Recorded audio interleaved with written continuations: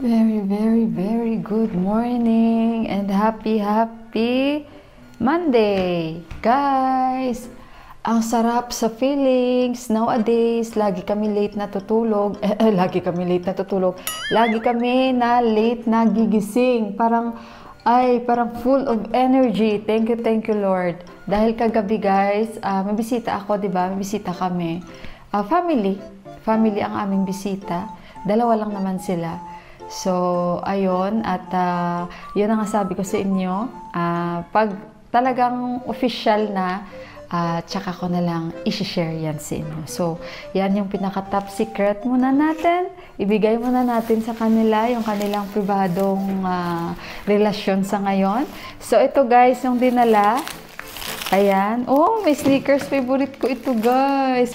Oh, meron din silang dairy milk. Yan, Cadbury. Ayan. Tapos ito, bumili sila ng apple. Sabi ko nga sa kasama, sana hindi na nagbili, hindi na nagdala. Okay na yun. Tapos ito, actually gabi na sila kasi nga bumiyahe pa yung isa. So medyo delayed yung kanyang pagbiyahe papunta dito. Dami niyang biniling mansanas.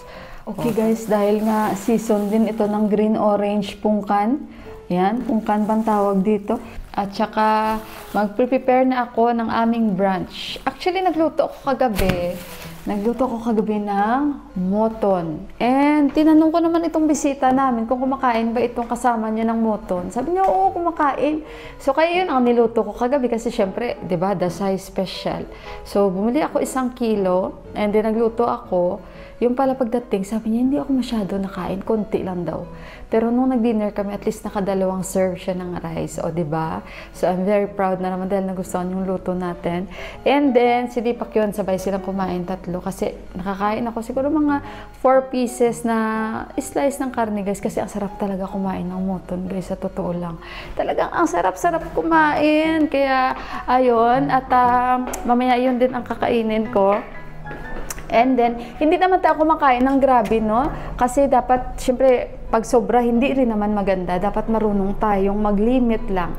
So, pag kumain ako ng moton, like doon sa kanila ni auntie, tag 3 pieces, 4 pieces, and then, gravy. Kasi yung gravy masarap. Kasi pag sobra talaga, hindi talaga maganda, guys. Kaya dapat, kain lang. Yung may limit lang. Huwag naman yung parang, wala nang bukas. Ayan, may atsyar pa ako kasi dito. So, yung gumawa nito is yung bisita ko pa. Kasi, hindi ko naman alam kung ano ba, yung anghang. So, sabi ko, ikaw ang gumawa. Kasi, hindi ko naman alam kung ano yung magiging taste. So, yung bisita ko ang gumawa. Teka no, may sinaing naman ako. Hindi na ako actually guys magluluto. And, alam nyo, hindi ako nakapaglaba kahapon. So, today maglalaba ako. Kasi grabe yung init. And ito, 2 parota dahil nga dito yung mga boys natutulog. So may sobra ako and October 14 na expiry niya, 2 ito. So kailangan makain namin. So kaya nag-iisip ako, gawa kaya muna ako ng breakfast namin para makain namin to guys. So kaya ayun, or di kaya pang snacks. Pero pwede pa yan dahil pag mga ganito, yung mga tawag na, pag mga tinapay, pag mga 3 days, or di kaya bukas pwede pa, except lang sa mga dairy, no? Kasi yung mga dairy products talaga, medyo sensitibo talaga. So, ito mga tinapay, okay lang yan. Yung mga, bakes. Walang problema. Basta wala pang amoy, pwede pa nating makain.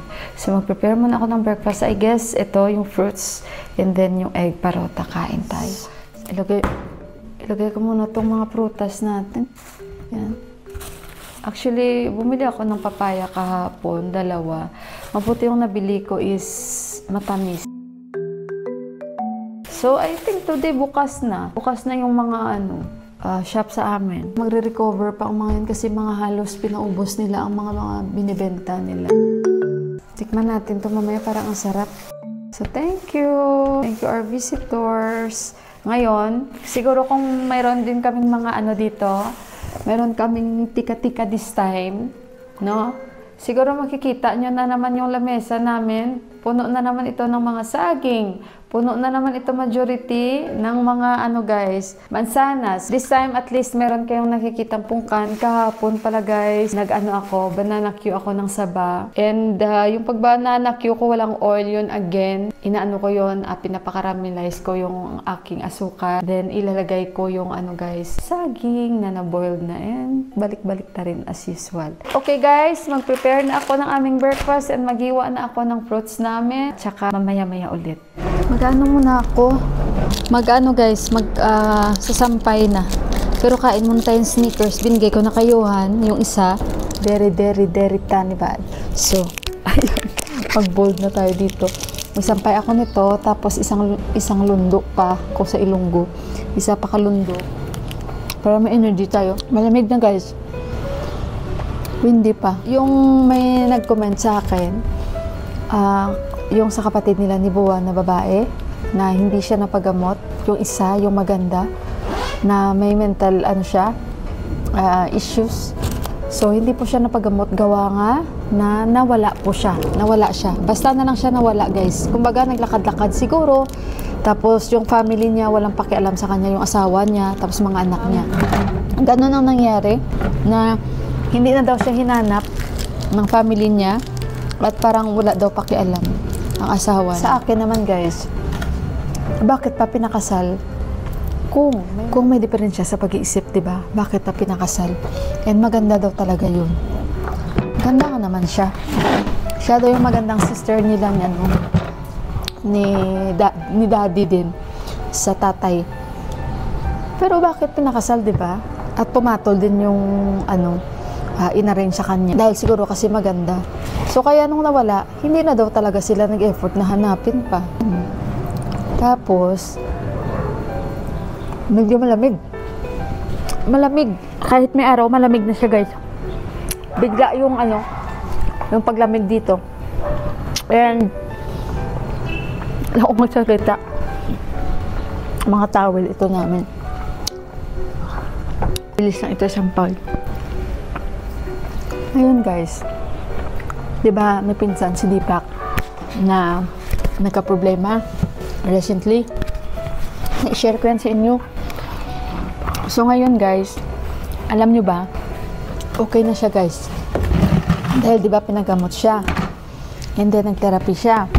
Okay na talaga siya guys, masasabi ko. Kasi, talagang nung nag-upo kami at nag-usap-usap kami, in-open up din. Tapos, nandyan din siya, nakikinig din siya. Alam nyo, napakalaking tulong yung mga bagay-bagay na Teka lang guys. So, balik tayo guys. Ang ibig ko bang sabihin, sa pinsan ng Deepak, na malaki po ang pagbabago niya. So, na-realize ko guys na napakalaki pala ng tulong ng isang pamilya. Yung talagang nandun ka, emotionally, na mag-support sa kanya. Kasi, ang laki talaga ng pinagbago niya guys. Ngayon, active na siya sa pag-football. And nung nag-usap-usap kami, nung gabi na yun sa bahay nila ni Auntie, hindi kasi maiwasan So, parang na-corner din siya. And ayun, nagsalita din po siya. Nasabi niya na stress din kasi ako doon. Dagdag pa doon na parang daw, nakaramdam daw siya ng lungkot. And at the same time, parang naalala daw niya na ang gastos daw nila papunta doon, and sinabihan daw siya na pauwiin. I think yung basura nandyan, yung truck. So, ayun guys, kasi sorry, nakita ko ba? Kasi nga inaantay ko sila kanina pa. Kasi kahapon hindi sila dumating. So, ngayon darating sila. So, ayun guys. At malaki na talaga ang pagbabago niya. Ang nag-ano daw sa kanya, parang nagpa-stress lalo daw sa kanya is nag-isip daw siya about sa pera. Na malaki daw ang gastos ng kanyang magulang. Kaya parang ayaw niya daw umuwi dito. Kaya yun daw ang parang nagpa-confuse sa kanya. At nagkaroon daw siya talaga ng grabe ba na pag-iisip doon na nagpalalim sa kanya. Pero actually guys, ginagamot yan siya kasi nga parang may depression ba siya, pero nag-okay na siya ba guys. So kaya ayun, at nadagdagan doon na parang nagkaroon siya at nakaramdam siya ng lungkot. Kaya siguro parang bumalik. And then, ayan, ngayon okay na siya guys at happy kami sa kanya. Kaya sabi ko rin sa kanya, wag ka mag-isip ng mga pera-pera kasi yung pera, sabi ko, makikita lang yan. Sabi ko, Kaya wag mong palaliman ang pera dahil hindi yan ang magdadala sa'yo, sabi ko, sa kabilang buhay or sabi ko sa buhay mo na pag nag-isip ka, pag nabaliw ka dahil nag-iisip ka, dahil na-frustrate ka, ganito, ganyan. Do you think, sabi ko, kumbaga, nanakawin lang yung kaligayahan mo sa buhay. Sabi ko sa kanya, na-advisean siya naming lahat. Nakikinig naman siya, okay daw.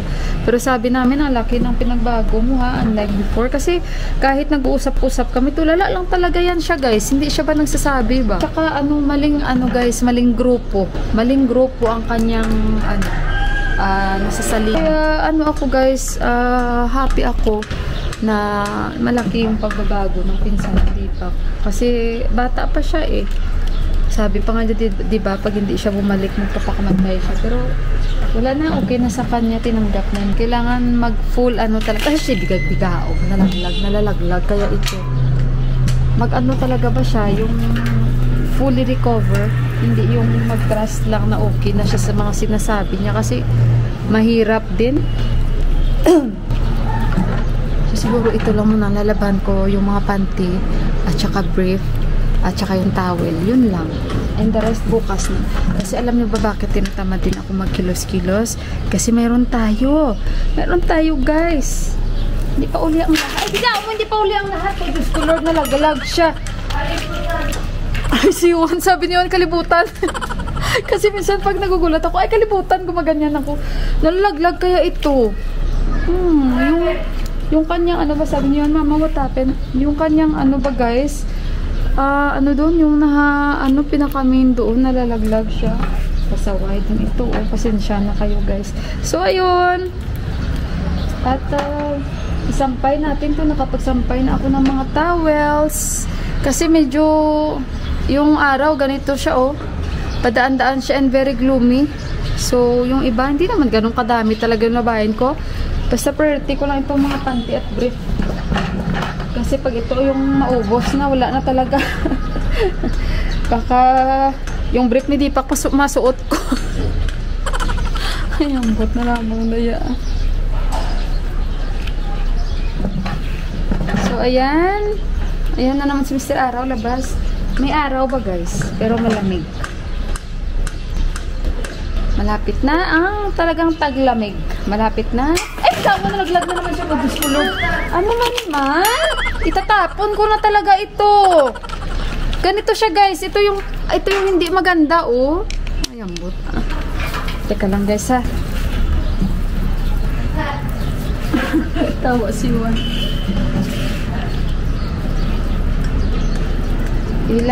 One week more. And may pasok na sila Johan.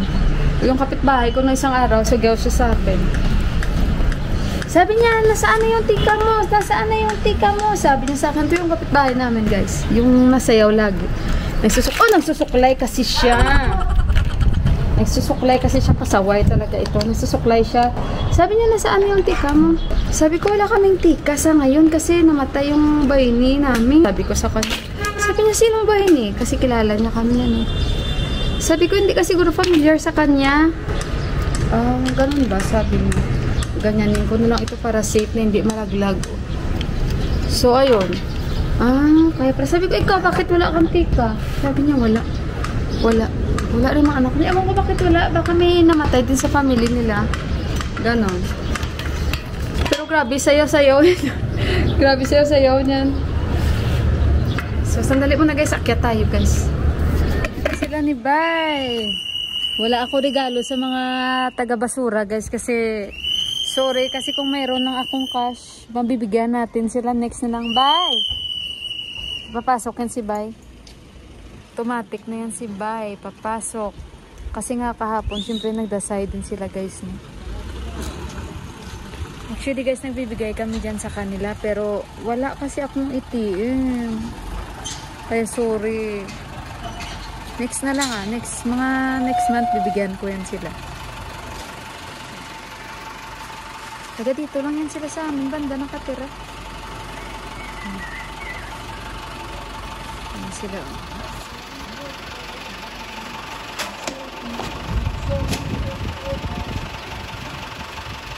Ay, naku, nakuha na nila yung ating basura. Hindi naman ganun kadami kasi wala man tayo dito masyado ganap sa bahay natin.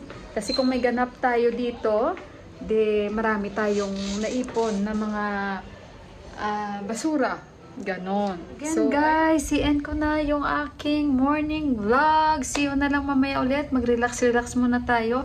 Ito yung Monday relax namin dito sa bahay. At again, enjoy lang kayo. Ingat kayo dyan. At saka be positive lang tayo always. See you again on our next vlog. Thank you, guys.